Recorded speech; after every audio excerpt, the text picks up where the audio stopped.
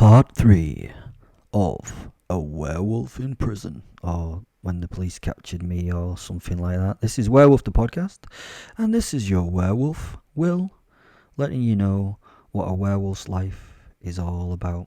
Please go back and listen to the other 2 episodes in this series. It will really help. If you'd like to support the show, which would be nice, there's a link in the description which you can link to, and then link to buy me a coffee through a link. Thanks. Moving on, back to the story. Eventually they gave me my very own cell in Belmarsh Prison. It was one of the 2 famous security cells. Cell number 2. Goodness knows what cell number 1 is like. This cell had no mattress or furniture of any kind, nothing comfy on which to take my leisure. It had no window or even a proper shitter. They expected me to do it in a fucking bucket again. I mean, they'd not even supplied me with toilet paper. No toilet paper, no bidet. Proper disgusting. This was undoubtedly going to get them a stinging review on TripAdvisor. All in all, it was a pretty stark white square box. I was kept far, far away from the other prisoners. Apparently I was a high-risk case, which I just did not get. I was not a high-risk case. I was at least a super awesomely high-risk case. I was waiting for the dicks to come from the government to have a catch-up chat. I don't really know which one. The government was my last employee, see, and I knew they would become involved at some point. At work, my handlers were always called dicks because they always looked the same, and I couldn't be bothered actually distinguishing them from one another. They were just dicks, and they all loved that sweet nickname.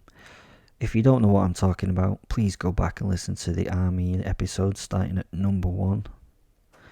It would come out eventually who and where I was. That could be a very bad situation. I mean, I'd retired on bad terms. I think I'd made my case for handing in my notice when I murdered my boss. Although, he never got the chance to give me any feedback, I suppose. If the government got involved, I might just be disappeared, or even worse.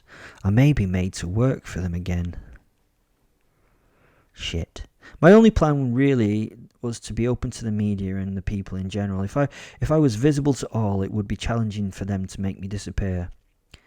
Well, that's what I thought. Luckily, the dicks were not apparent at this moment, so it was somewhat relaxing in my little cell. Then the criminal justice system started their questioning and wanted to know the name of my solicitor or lawyer or whatever. They seemed shocked that I would be defending me. Not really a shock in my eyes. I am the most intelligent person I know, and knowing that would mean that relying on someone who was less bright than myself would be pretty stupid. I knew for a fact that I was going to bring into the court, a revolution. Whole sections of the law would have to be rewritten after this case, as if I needed someone to defend me. I laugh in the face of their silliness. These dumb simians would never have the fucking privilege. Who would defend me properly? You all have a prey species demeanour. No way that you would ever understand what I was actually all about. After 2 dead guards and several dead prisoners, it came as no shock that I could not get any bail. Bastards. It also meant that I was in solitary confinement permanently, which was both wonderful and dull at the same time. Cell 2 was a bit of a kick to the ego. What would I have to do to get to number 1? I was willing to find out and try. They also had to change the initial judge after he had strangely died in a chainsaw accident at his home. When questioned about my knowledge of the attack, I thought it would be amusing to pass the chainsaw blade over the table to the officers present. Apparently, it wasn't amusing and only added to a lot more security and questions on how the fuck I got out, or maybe got out. No sense of humour. You try and have a laugh with these people and they get all judgy and shit. They gave me access to all that law nonsense to build my case, but in reality my case was not based on any law that existed in human history.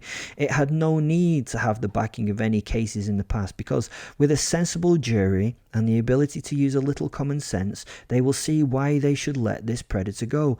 I was just a predator taking its needed prey from nature. I mean, it was fucking evident in reality. Nature did not follow any moral or ethical laws. I was part of nature, and I was on the brink of extinction. I had watched a lot of David Attenborough programs to build my defense. From every program that we watched, we could see that people left the natural world to do their own thing. Otherwise, why did they never step in when the baby birds were having their eyes pecked out by magpies? Predators should be left alone to carry out their function. Well, the truth was, no one was going to get me off, were they? So I may as well just have some fun making up bollocks before I decided to leave. I must admit, most of my computer research time was spent working through my quality porn. After investigation, I admitted to a few murders here and there. The sense of enjoyment I gained from this was offset as I had to keep myself measured and calm when people did not understand the point of what I was trying to explain. I never went into the detail of my wolfy ways. I did not need them to question or rely on my insanity for the case. So I kept my story about human me. I mean, with my arguments, I could prove my case without the release of the beast inside. I could hold Fen back for a last-ditch attempt at proving my point. The first few official court dates, I did not speak or offer any defence, as the crimes that they blamed me for continued to build in seriousness and number. I knew, though, that my one single argument would completely destroy all these accusations and make the murder and mayhem irrelevant or not. Well, probably not, but I didn't really give a shit. The media got behind the case, and every night I was in the news with new revelations and new stories of destruction. I mean, it was a bit annoying that the world had run away with this story, and to be honest, not all those things they accused me of were mine. After a lot had been said, I started making shit up to see if I could convince them of me doing even madder shit than I'd done. The case began to grow, and as of yet, I'd not really given any kind of defence. I now headed in to end all this stupid nonsense, confident that it was going to be okay. I was locked in a little cage in the courtroom for the final day. It was time to give my final speech for my defence, so I gently levered the locked door open of the cage and stepped towards the jury. Things went a little batshit crazy, but I told everyone to back off as I grabbed the judge by the scruff of his gown and smiled at the crowd. The judge was a brave man and waved everyone away, and I sat him next to me in his seat as I gave my final statement. It was actually a bit funny as we looked somewhat like a comedy ventriloquist act. Finally, I was held in a mental institute somewhere out in the country and kept well away from all others. I could still get out if I wanted, but I tried to resolve myself of all this nonsense that they accused me of. I wanted them to understand the reasons why I do what I do and how they were actually a positive thing for the human race. I wanted them to know that some of us are at a higher level in the food chain than others. That is my actions. I think the herd of those who are weak, and those weak hold you back, and I get rid of those that don't help your evolution to a better place. It just makes fucking sense. Well, it does to me. Well, in court, that didn't go down very well. I made my arguments and brought up no witnesses. My witness was nature, and she was the priority in this world. Fuck humans as this little plague that ruins the earth. Firstly, the less of you, the better. The less of you, the better the health of the planet. The people I kill tend to be those in the 1%, the users and abusers of wealth and resources. The fewer of them, the better for the world. It would just take the jury to realise that I am a healthy service to you humans. I am the control of the population, or a part of it. I am the lynx on the hare population, the wolf on the red deer, the peregrine on the pigeon. We need these top-of-the-food chain predators, otherwise the population of vermin would overrun. They should keep me out there for their own sake. At the end of my final piece, I wandered back to the cage and sat myself down in it and locked the door again. I laid back in my seat, and I knew I had kicked ass as I saw the effect I'd caused on the jury. They had never heard such an eloquent conclusion, and they were having to really consider their next steps. I mean, This was history in the making. These people would be famous for this outcome, the first to show an understanding of actual reality. It was going to be a beautiful thing.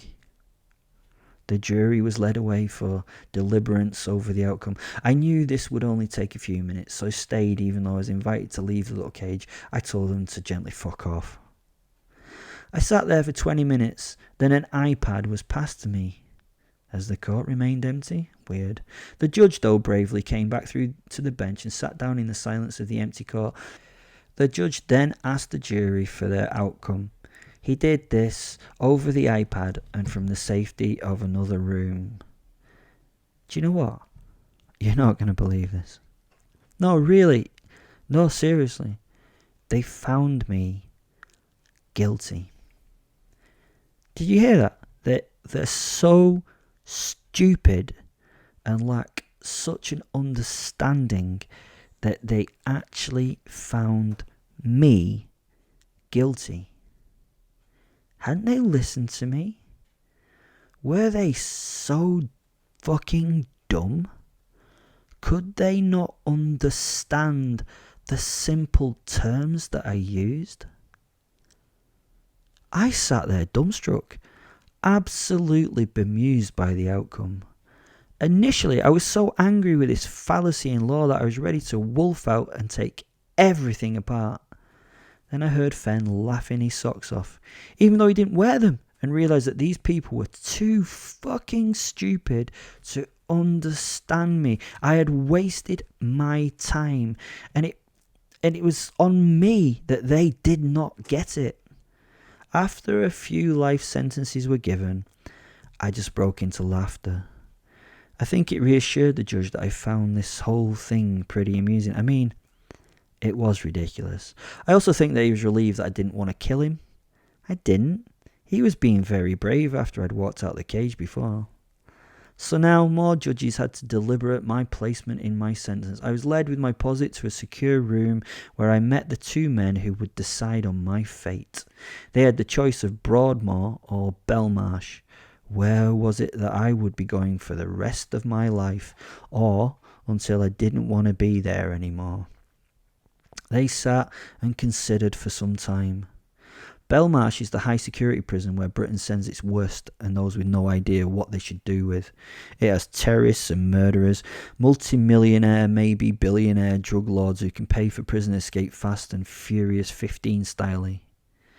Broadmoor is a, sorry about this, it's probably not PC, loony bin where they send those that have mental problems. Not a prison, but by no means a hospital. It is officially an NHS facility where they fix killer fruitcakes, mainly by over-medicating them. The decision was first to send me to Belmarsh to assess my mental state. I came across as quite sane, but most psychotics do apparently. I would be taken to the medical section of the prison where their doctors would assess me to see if my brain was the issue. Then maybe Broadmoor, maybe not. Either would be fun, I guess. I was a bit giggly, I must admit, as Fen was taking the piss out of these very serious men with their very serious ways. They seemed seriously silly as they seriously spoke, and I put my hand up to try and get the judge's attention. I tried to interject. I repeated. The two men in deep discussion looked upon me with a little disgust. They looked at me with the hope that I would, quieten down like a naughty child. I raised my hand in the way of apologising for my disruption, and then they continued to talk. Fen was busy sniffing the judge and looked at me with a little mischievous smile. Well, this one has been fucking this morning, Will. He sniffed him again as he moved his way around the man in deep conversation.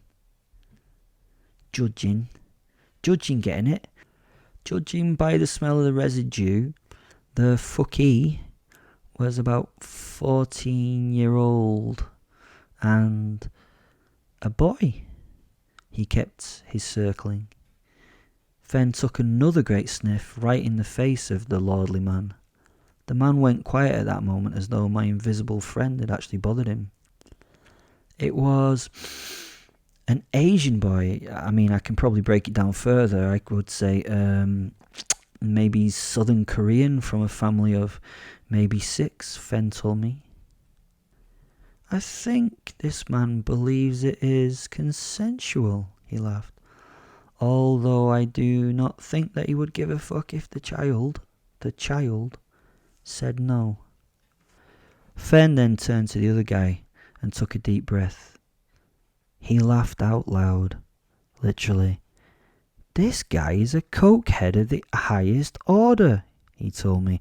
I mean, this one has lines with his breakfast. The left pocket contains a little vial, maybe about 3 grams of Peruvian flake. 98% pure. This guy has expensive tastes. 4 or 5 grams a day, I reckon. I smiled. This was great. Ahem, I repeated to try and get some attention from the two men deep in discussion. My constant interference was obviously annoying them, and I smiled as the irritation became palpable. Guys, can I just say something? The men stopped talking and turned to me. Yes, Mr. Beast, how can we help you? Well, I just wondered if I may have some input into the outcome that you are forcing me into. Mr. Beast, the control of the situation has gone far beyond your hands, he told me in condescending tones as they went back to their conversation. Judge Delaney, how's your popularity in the Korean community? I mean, you've been spending a lot of time immersed in their culture, have you not? I mean, I notice you have a part to play in supporting those countries' young people. I mean, only this morning you were working very hard to help one young man. I can't believe that a man of your importance would work at such an individual level, and you, whatever you're called because you're such a rude cunt that you didn't even introduce yourself to me. How is that? Oh, fuck it. I'm not going to be too clever here. How is that cocaine in your pocket and in your nose? Their faces were a picture. One of the 4 guards around me gave an uncomfortable laugh, stroke, cough, and broke the silence. It's in your left pocket. I would guess about 3 or 4 grams of pure. I turned to one of the guards. I bet he has. I bet he hasn't got the guts to turn out that pocket. I bet if you asked him to turn out that pocket, I bet he doesn't have the bollocks to turn out that pocket because it's got coke in it. Loads of coke. Loads and loads and loads and loads of coke. The next moment I was stood next to the honourable cokehead with my hands around the cokehead's throat. I smiled and looked deep into his eyes. I could crush your throat right here. It would be simple and easy to do. I applied a little bit of pressure to the skinny, balding man. The guards moved towards me. I squeezed a little harder and told them to step back. The other judge tried to move away from us, but just with eye contact alone, I managed to return him to his seat. What right have you to judge me? You commit atrocities every day in your own ways. You do your little horrors behind the backs of others, yet get the right to judge me? The fear was palpable. I rammed my hand into his pocket, removed the wee bottle, opening the lid, and then threw the contents of it into the air and took a deep and hearty sniff. The look of horror in his eyes as he saw it scatter was beautiful to behold. His first micro-expression was over the loss of the drug that he loved. That was his first thought, about the waste of his favourite stuff. Then his next expression was about the fact that I had outed him in front of these really, really important people. Before it hit the table, and before the guards had time to react, I was sat back in my original seat laughing. You might be able to guess, I'm pretty fucking fast. Fuck, man.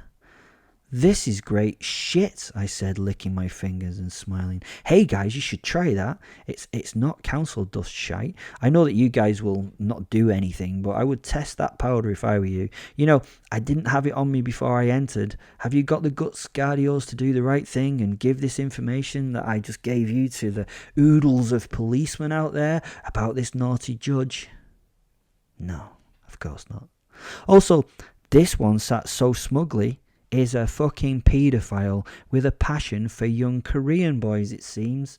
You, officer, I looked at him, you have 2 boys. One is, I would say 10, and the other, I sniffed, is about 6, yeah? Well, this man would love to make their acquaintance in a very sexual manner, although they're not Asian. So maybe he would close his eyes as he was having his cock sucked and imagining a wee Korean boy. Oh, and Officer Smith.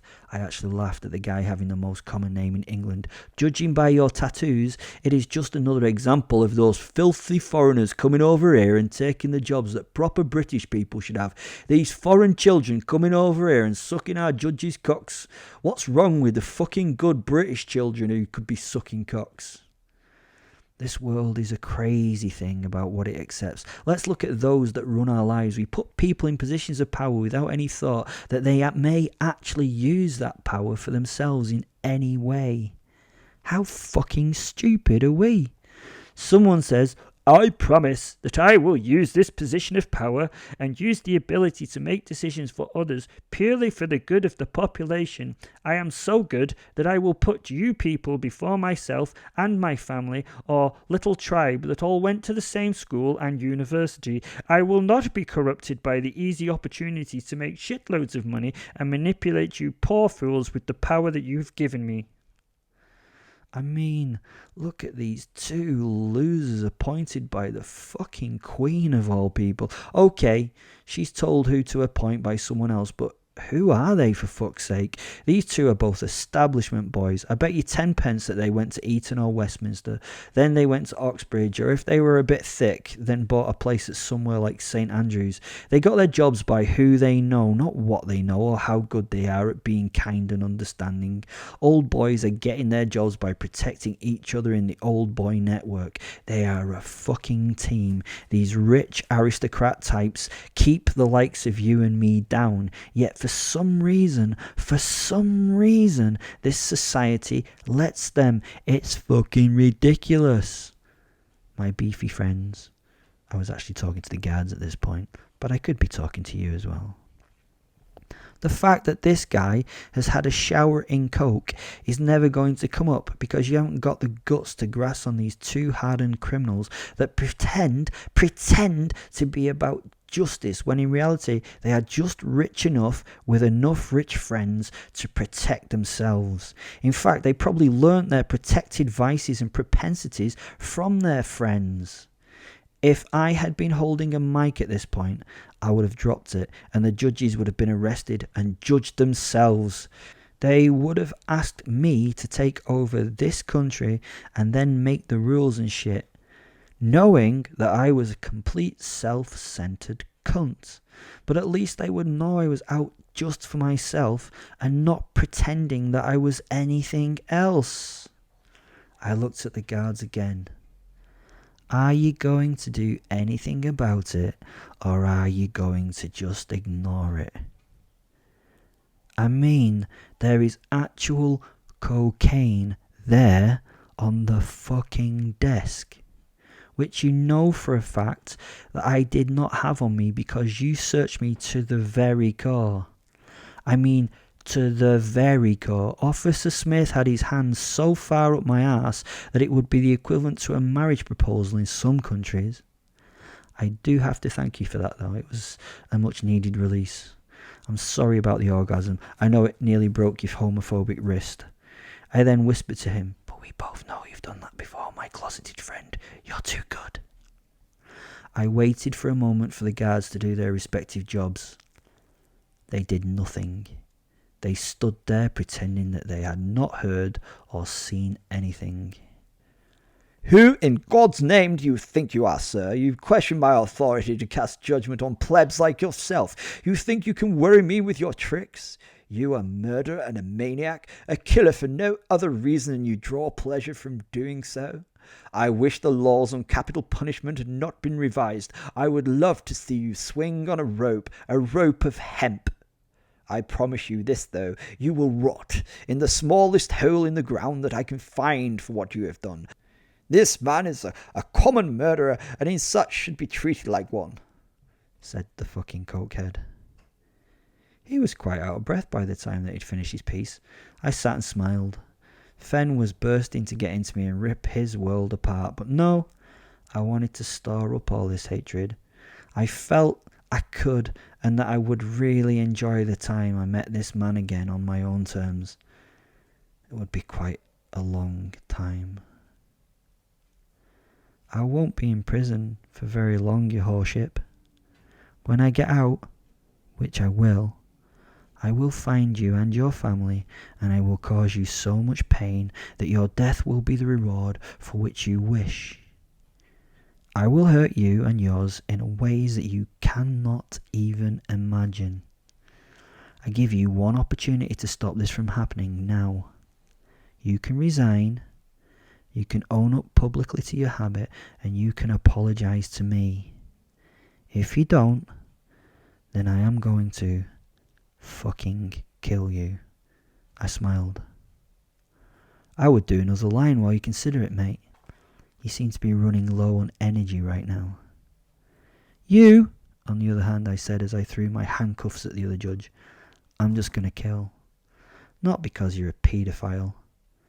That's your own business, and I hope that the guilt you feel from that and the lives that you ruin sends you loopy. Probably not, though, because you're a cold-blooded fish, as they say. So, I ended up in Belmarsh Medical Wing to be assessed for my mental health problems. It would take a while for me to explain that my mental health issues are not a problem. My mental health issues are what makes me strong.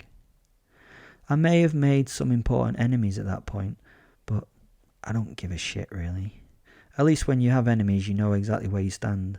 Friends, I believe, never having had any, can hurt you if they become disloyal. I don't really do the friends thing. I don't understand the need to like anyone. Well, anyone but Fen. And me. That's the end of the episode. Thanks for listening.